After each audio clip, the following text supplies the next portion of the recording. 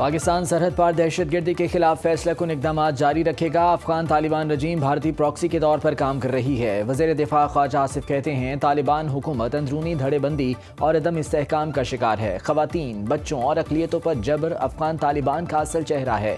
جھوٹے بیانات سے حقائق نہیں بدلیں گے۔ اعتماد عملی اقدامات سے بحال ہوتا ہے۔ تورخم بارڈر افغانیوں کی بے دخلی کے لیے کھولا، کسی قسم کی تجارت نہیں ہوگی۔ مذاکرات مکمل ہونے تک ویزا پروسیس سمیت ہر عمل معطل رہے گا۔ افغانستان سے پاکستان میں کوئی غیر قانونی سرگرمی ہوئی تو ہر جانہ دینا ہوگا۔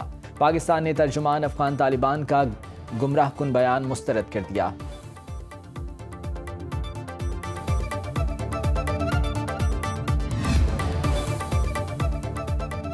پاک افغان تجارتی گزرگاہیں 22ویں روز بھی بند۔ تورخم اور چمن بارڈر سے صرف غیر قانونی مقیم افغانیوں کو واپسی کی اجازت۔ تورخم کے راستے ایک دن میں 5220 افغان مہاجرین بے دخل۔ چمن بارڈر پر دو طرفہ تجارت اور آمد و رفت مکمل طور پر معطل۔ باب دوستی کے دونوں اطراف مال بردار گاڑیوں کی لمبی قطاریں۔ تاجروں کو روزانہ کروڑوں روپے کا نقصان۔ افغانستان میں پھنسے 5000 پاکستانی تاجر بارڈر کھلنے کے منتظر۔ رائے میں افغانیوں کو رہائش دینے والے کے خلاف مقدمہ درج۔ پولیس کے مطابق ملزم احمد خان زریاب روڈ کوئٹہ کا رہائشی ہے۔ اوکاڑا میں 12 افغان باشندے گرفتار، ہولڈنگ سینٹر منتقل۔ تربت میں غیر قانونی سرحد پار کرنے کی کوشش میں خواتین سمیت 29 افغان شہری گرفتار۔ پشاور کے تھانہ سٹی ڈی میں شارٹ سرکٹ دھماکے میں جاں بحق پولیس اہلکار کی نماز جنازہ ادا۔ سی سی پی او پشاور ڈاکٹر میاں سعید کہتے ہیں تھانے میں موجود بارودی مواد میں شارٹ سرکٹ سے آگ لگی اور دھماکہ ہوا۔ دھماکے سے تھانے کی عمارت کا ایک حصہ منہدم ہو گیا۔ آئی جی پی خیبر پختونخوا نے رپورٹ طلب کر لی۔ گورنر خیبر پختونخوا فیصل کریم کنڈی کا سوگوار خاندان سے اظہار تعزیت۔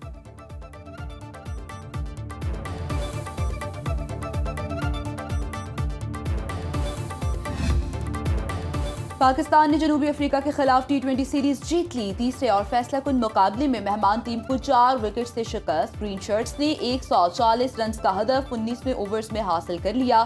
بابر اعظم کے 47 گیندوں پر 68 رنز، اننگز میں 9 چوکے لگائے، میچ کے بہترین کھلاڑی قرار پائے۔ شاہین آفریدی نے 3، عثمان طارق اور فہیم اشرف نے 2 کھلاڑیوں کو آؤٹ کیا۔ فہیم اشرف کو سیریز کے بہترین کھلاڑی کا ایوارڈ دیا گیا۔ وزیر اعظم کی قومی کرکٹ ٹیم کی ستائش، کہا بہت اچھا کھیلے بوائز ان گرین، شاباش۔ محسن نقوی کی ٹیم کو مبارکباد۔ جیت کو ٹیم ورک اور لگن کا نتیجہ قرار دیا۔ پاکستان اور جنوبی افریقہ کی ٹیمز ون ڈے سیریز کے لیے فیصل آباد پہنچ گئیں۔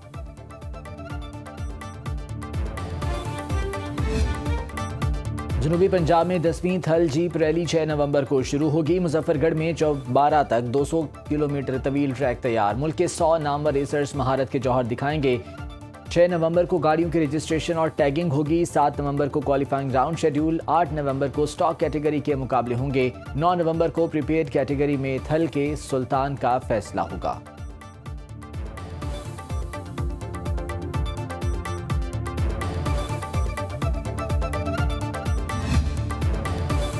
بھارت سے آنے والی آلودہ ہوائیں وسطی پنجاب کے فضائی معیار پر اثر انداز۔ لاہور کا دنیا کے آلودہ ترین شہروں میں آج دوسرا نمبر۔ صبح کے اوقات میں air quality index 339 record. Faisal آباد اور گجرانوالہ کی مضر صحت فضا میں سانس لینا بھی دشوار۔ پنجاب حکومت کے اینٹی اسموگ اقدامات تیز۔ ہاٹ سپاٹ ایریاز میں اینٹی اسموگ گنز کا استعمال۔ 24 گھنٹے میں 27 مقدمات، 46 لاکھ روپے جرمانہ۔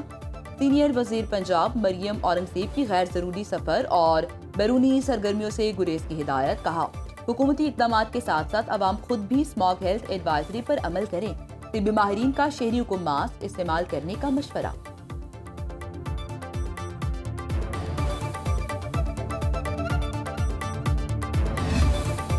مہنگائی سے عام آدمی کا برا حال۔ آٹا، دالیں، چاول، چینی، سبزیاں، پھل اور گوشت سب کچھ مہنگا۔ اسلام آباد میں 15 کلو آٹے کا تھیلا 150 روپے مہنگا، 1950 روپے کا ہو گیا۔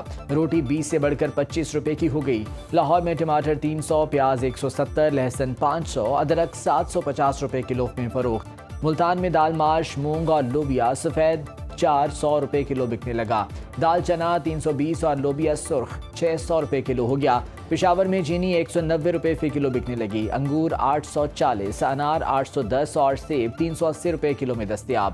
زندہ مرغی 325 روپے کلو اور انڈے 360 روپے فی درجن میں فروخت۔ بے روزگار جاپانی شخص 2 سال میں 67 لاکھ روپے کا مفت کھانا کھا گیا. فوڈ ڈیلیوری سروس کو چونا لگا کر 1000 سے زائد بار فری آرڈر منگوایا. فوڈ ایپ کی کانٹیکٹ لیس ڈیلیوری کے ذریعے آرڈر کر کے بعد میں کیش ریفنڈ کرا لیتا کہ کھانا ملا ہی نہیں.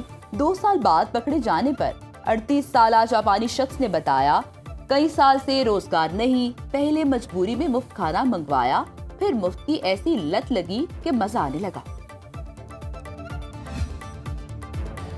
برطانیہ میں ٹرین پر چاقو حملے میں 10 افراد زخمی, 9 کی حالت تشویشناک. پولیس کے مطابق حملے کی پہلی اطلاع ہفتے کی شام کو ملی. ڈانکاسٹر سے لندن جانے والی ٹرین کو کیمبرج شار کے مقام پر روک لیا گیا.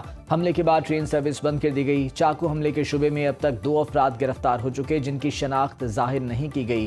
تحقیقات میں کاؤنٹر ٹیررزم افسران بھی شامل.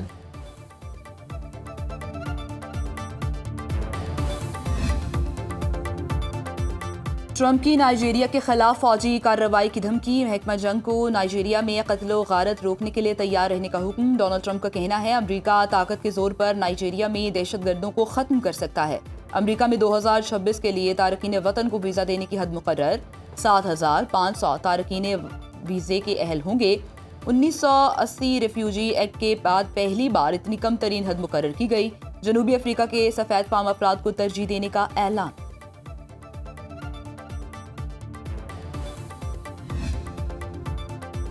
وزیر اعلیٰ پنجاب مریم نواز سے ساہیوال ڈویژن کے ارکان اسمبلی اور ٹکٹ ہولڈرز کی ملاقات. امن و امان, صحت اور ٹرانسپورٹ اصلاحات پر بات چیت. مریم نواز نے کہا پبلک ٹرانسپورٹ اور سڑکوں کی بحالی صرف انفراسٹرکچر نہیں, روزگار اور خوشحالی کا ذریعہ ہے. ستھرا پنجاب پروگرام نیا کلچر ہے. ارکان اسمبلی کا پنجاب میں 20,000 کلومیٹر طویل سڑکوں کی بحالی پر مریم نواز کو خراج تحسین. جدید کیتھ لیب کے قیام اور الیکٹرو بسز لانچ کرنے پر اظہار تشکر.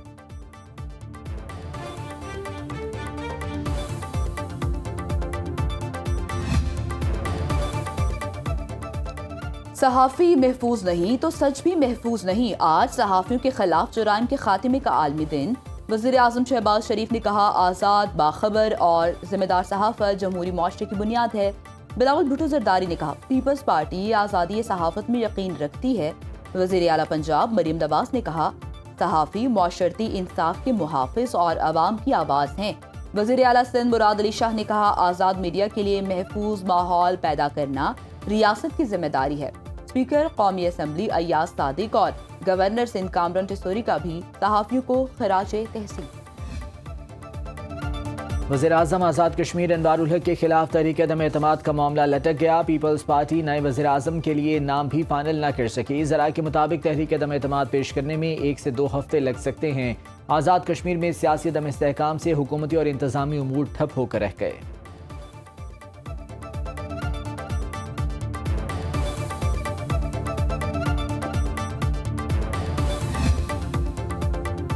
سیاحتی مقام کمراٹ ویلی کا رابطہ پل ٹوٹ گیا. تھل بازار سمیت پشاور شاہراہ سے رابطہ منقطع. مقامی لوگوں اور سیاحوں کو شدید مشکلات کا سامنا.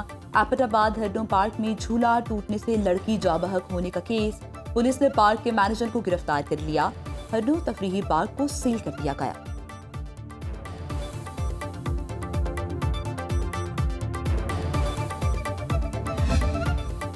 بابا گرو نانک کے 556ویں جنم دن کی تقریبات کے لیے تیاریاں مکمل. پاکستان سمیت دنیا بھر سے سکھ یاتریوں کی ننکانہ صاحب آمد جاری.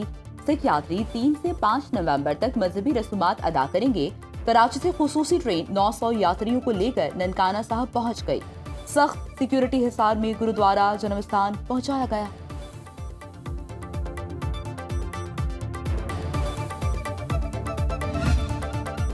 اسلام آباد میں پاکستان ترکیہ فرینڈشپ لوک ورثہ فیسٹیول. شاعری اور تصوف کے رنگوں کی بہار. گلوکاروں نے صوفیانہ کلام, غزلیں اور عوامی گیت پیش کیے. ثقافتی شو میں قوالی سے روحانیت کا رنگ نمایاں.